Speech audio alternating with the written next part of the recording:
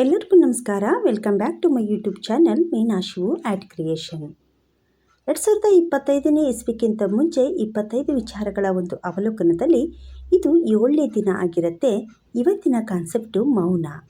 ಎಲ್ಲಿ ನಾವು ಮೌನವಾಗಿದ್ದರೆ ನಮ್ಮ ಗೆಲುವು ಸಾಧ್ಯತೆ ಇದೆ. ಮೌನವಾಗಿರೋದ್ರಿಂದ ನಮಗೇನೆಲ್ಲ ಲಾಭ ಇದೆ, ಮೌನದ ಮಹತ್ವ, ಇದೆಲ್ಲದನ್ನು ಕೂಡ ಈ ವಿಡಿಯೋದಲ್ಲಿ ನೋಡ್ತಾ ಹೋಗೋಣ. ಇದು ನಿಮ್ಮ ಲೈಫಿಗೂ ಕೂಡ ತುಂಬ ಅಂದರೆ ತುಂಬಾ ಉಪಯುಕ್ತ ಆಗುತ್ತೆ. ಅದಕ್ಕೋಸ್ಕರ ವಿಡಿಯೋವನ್ನು ಕೊನೆವರೆಗೂ ನೋಡಿ, ಹಾಗೆ ನಿಮ್ಮ ಜೀವನದಲ್ಲಿ ಇದನ್ನು ಕೂಡ ಅಳವಡಿಕೆ ಮಾಡಿಕೊಳ್ಳಿಕ್ಕೆ ಟ್ರೈ ಮಾಡಿ ಅಂತ ಹೇಳ್ತಾ ವಿಡಿಯೋವನ್ನು ಸ್ಟಾರ್ಟ್ ಮಾಡ್ತಾ ಇದ್ದೀನಿ. ಹಾಗೆ ಯಾರಾದರೂ ವಿಡಿಯೋವನ್ನು ನೋಡ್ತಾ ಇರುವಂಥವ್ರು ಸಬ್ಸ್ಕ್ರೈಬ್ ಮಾಡದೆ ವಿಡಿಯೋ ನೋಡ್ತಾ ಇದ್ದರೆ ಒಂದು ಸಬ್ಸ್ಕ್ರೈಬ್ ಮಾಡ್ಕೊಳ್ಳಿ, ಹಾಗೆ ಒಂದು ಲೈಕ್ ಕೊಡೋದನ್ನು ಮರಿಬೇಡಿ. ಓಕೆ, ಬನ್ನಿ. ಮೌನ ಅನ್ನುವಂಥದ್ದು, ಈ ಮೌನ ಅನ್ನುವಂಥದ್ದು ನಮ್ಮ ಭಾವನೆಗಳಲ್ಲೇ ಒಂದಾಗಿದೆ. ಮಾತಾಡೋದು ಎಷ್ಟು ಇಂಪಾರ್ಟೆಂಟೋ ಹಾಗೆ ಮೌನವಾಗಿರೋದು ಕೂಡ ತುಂಬಾ ಇಂಪಾರ್ಟೆಂಟು. ಮಾತಿಗೆ ಒಂದು ಅರ್ಥ ಇದ್ದರೆ ಮೌನಕ್ಕೆ ನೂರಾರು ಅರ್ಥ ಇರುತ್ತೆ.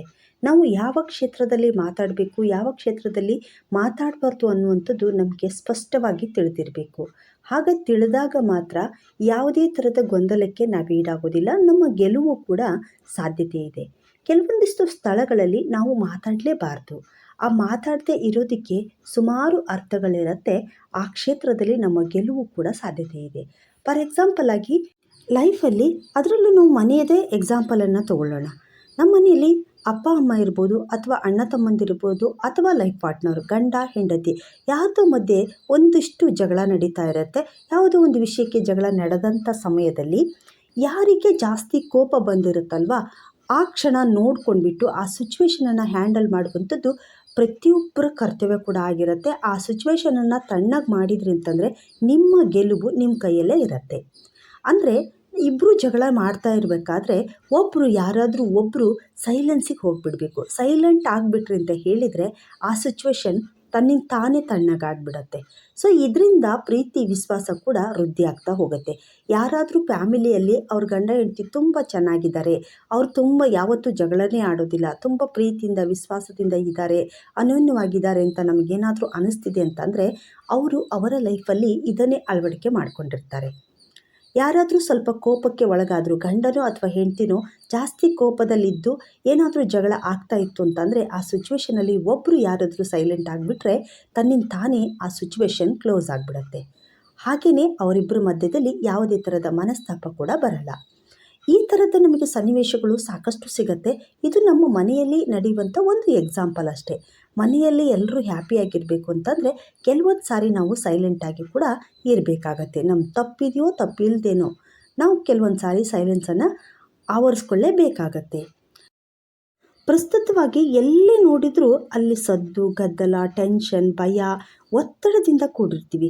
ನಾವು ಕೆಲಸ ಮಾಡುವಂಥ ಜಾಗ ಆಗಿರ್ಬೋದು, ನಾವು ಲೈಫ್ ಲೀಡ್ ಮಾಡ್ತಾ ಇರ್ಬೋದು, ಅದೆಲ್ಲ ಕೂಡ ಟೆನ್ಷನ್, ತುಂಬ ಗದ್ದಲ, ಗಿಜಿ ಗದ್ದಲ ಇರುತ್ತೆ, ಭಯ ಅಂತ ಇರುತ್ತೆ, ಒತ್ತಡ ಅಂತ ಇರುತ್ತೆ. ಇದ್ರ ಮಧ್ಯೆ ನಾವು ಸೈಲೆಂಟ್ ಇರೋದು ತುಂಬಾ ಅಂದರೆ ತುಂಬಾ ಇಂಪಾರ್ಟೆಂಟ್ ಆಗುತ್ತೆ. ನಾವಷ್ಟೇ ಅಲ್ಲ, ಅದ್ರ ಜೊತೆಗೆ ಪ್ರಕೃತಿ ಕೂಡ ಗದ್ದಲ ಮಾಡ್ತಾ ಇರುತ್ತೆ. ಯಾವ ಥರ ಅಂತ ಹೇಳಿದರೆ, ನೀರು ಗದ್ದಲ ಮಾಡುತ್ತೆ, ಗಾಳಿ ಗದ್ದಲ ಮಾಡುತ್ತೆ, ಭೂಮಿ, ಆಕಾಶ, ಹೀಗೆ ಎಲ್ಲ ಕಡೆ ನೋಡಿದರೂ ಕೂಡ ಶಬ್ದ.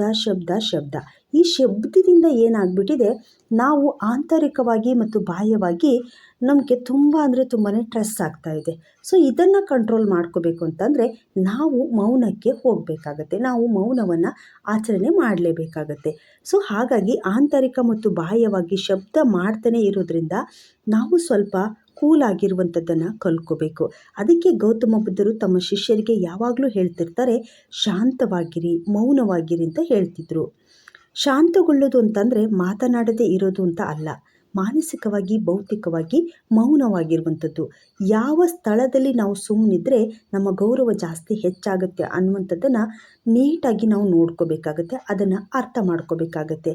ನಮ್ಮ ಫ್ಯಾಮಿಲಿಯಲ್ಲಿ ಒಂದು ಮ್ಯಾಟ್ರ್ ಆದರೆ ಇನ್ನು ಔಟ್ಸೈಡು ಯಾವುದೋ ಒಂದು ಸಂಭಾಷಣೆ ನಡೆಯುವಾಗ ಆ ಸಂಭಾಷಣೆಯಲ್ಲಿ ಸಂಪೂರ್ಣವಾಗಿ ಆ ವಿಷಯದ ಬಗ್ಗೆ ನಮಗೆ ಅರಿವಿರಲಿಲ್ಲ ಅಂತ ಹೇಳಿದರೆ ನಾವು ಮಾತನಾಡದೆ ಇರುವಂಥದ್ದು ತುಂಬಾ ಬೆಟರ್. ಇಲ್ಲಿ ನಮ್ಮ ಮನೆಯಲ್ಲಿ ಯಾವುದೋ ಒಂದು ಸಿಚುವೇಶನನ್ನು ಹ್ಯಾಂಡಲ್ ಮಾಡೋಕ್ಕೋಸ್ಕರ ಮೌನವಾಗಿದ್ದರೆ, ಇನ್ನು ಔಟ್ಸೈಡಲ್ಲಿ ನಮಗೆ ಆ ವಿಷಯದ ಬಗ್ಗೆ ಅರಿವಿರಲಿಲ್ಲ ಅಂತ ಅಂದರೂ ಕೂಡ ನಾವು ಮಾತನಾಡದೇ ಇದ್ದರೆ ನಮ್ಮ ಗೌರವ ಮತ್ತಷ್ಟು ಹೆಚ್ಚಾಗುತ್ತೆ. ನಮಗೆ ಅರ್ಧವರ್ಧ ಗೊತ್ತಿದ್ದು ಅದ್ರ ಬಗ್ಗೆ ಜಾಸ್ತಿ ಮಾತಾಡಿದ್ವಿ ಅಂತ ಹೇಳಿದರೆ ನಾವು ಅಲ್ಲಿ ಗೌರವವನ್ನು ಕಳ್ಕೊಳ್ತೀವಿ. ಸೊ ಹಾಗಾಗಿ ನಮಗೆ ಸಂಪೂರ್ಣವಾದಂಥ ವಿಷಯ ಗೊತ್ತಿರಲಿಲ್ಲ ಅಂತಂದರೆ ಆ ಕಡೆ ನಾವು ಮಾತನಾಡೋದನ್ನು ಬಿಡಬೇಕಾಗತ್ತೆ. ನೆಕ್ಸ್ಟು ನಮ್ಮ ಬಗ್ಗೆ ನಾವು ಜಾಸ್ತಿ ಮತ್ತೊಬ್ಬರ ಹತ್ರ ಹೇಳ್ಕೊಳ್ಳೋದು.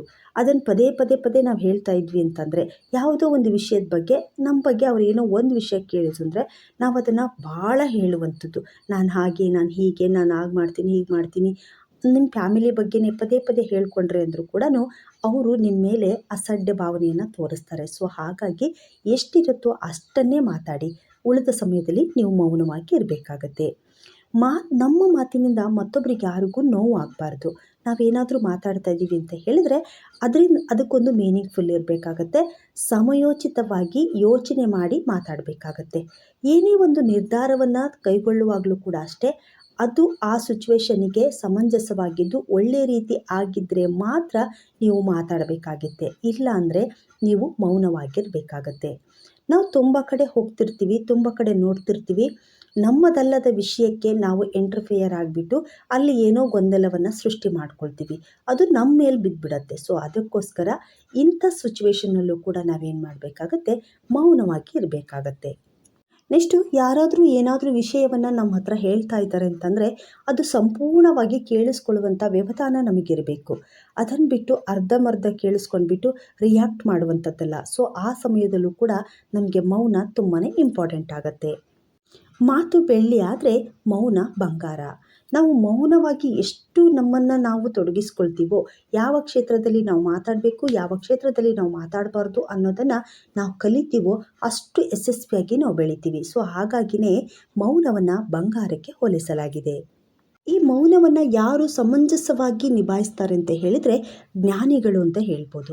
ಈ ಜ್ಞಾನವನ್ನು ಪಡ್ಕೊಳ್ಳುವಂಥದ್ದು ಯಾವುದೋ ಪುಸ್ತಕದಿಂದ ಓದುವಂಥದ್ದು, ಯಾವುದೋ ಒಂದು ಯೂನಿವರ್ಸಿಟಿಯಲ್ಲಿ ಕೋರ್ಸನ್ನು ತೆಗೆದುಕೊಳ್ಳೋದಲ್ಲ. ನಮ್ಮ ಲೈಫಿಗೆ ಸಂಬಂಧಪಟ್ಟಿರುವಂಥದ್ದು. ನೀವು ಪ್ರತಿನಿತ್ಯನೂ ಕೂಡ ನೀವು ಯೋಚನಾ ಶಕ್ತಿನ ಬದಲಾವಣೆ ಮಾಡ್ಕೋಬೇಕಾಗತ್ತೆ. ಪಾಸಿಟಿವ್ ಆಗಿ ಯೋಚನೆ ಮಾಡುವಂಥದ್ದು, ಪಾಸಿಟಿವ್ ಆಗಿ ನಾವು ವಿಚಾರ ಮಾಡುವಂಥದ್ದು, ಡಿಸಿಷನನ್ನು ತೆಗೆದುಕೊಳ್ಳುವಂಥದ್ದು, ಹಾಗೆಯೇ ನಾವು ಕೂಲಾಗಿರುವಂಥದ್ದು, ಧ್ಯಾನ, ಯೋಗ, ಹಾಗೆ ಒಳ್ಳೆ ವಿಚಾರಗಳತ್ತ ನಮ್ಮ ಗಮನವನ್ನು ಹರಿಸುವಂಥದ್ದು. ಈ ಥರ ಮಾಡಿದ್ವಿ ಅಂತ ಹೇಳಿದರೆ ನಾವು ನಮ್ಮ ಜೀವನದಲ್ಲಿ ಮೌನವಾಗಿರೋದ್ರ ಜೊತೆಗೆ ಯಶಸ್ವಿಯನ್ನು ಕೂಡ ಕಾಣ್ತೀವಿ ಅಂತ ಹೇಳ್ತೀನಿ. ಇದೆಲ್ಲದನ್ನು ಕೂಡ ನೀವು ನಿಮ್ಮ ಮುಂದಿನ ದಿನಮಾನಗಳಲ್ಲಿ 2025ನೇ ಇಸ್ವಿಯಲ್ಲಿ ನಿಮ್ಮ ಜೀವನದಲ್ಲಿ ಅಳವಡಿಕೆ ಮಾಡಿಕೊಳ್ಳಿ ಅಂತ ಹೇಳ್ತಾ ವಿಡಿಯೋವನ್ನು ಎಂಡ್ ಮಾಡ್ತಾ ಇದ್ದೀನಿ. ಮತ್ತೊಂದು ವಿಷಯದೊಂದಿಗೆ ಮತ್ತೆ ಸಿಗ್ತೀನಿ. ಅಲ್ಲಿವರೆಗೂ ಬಾಯ್.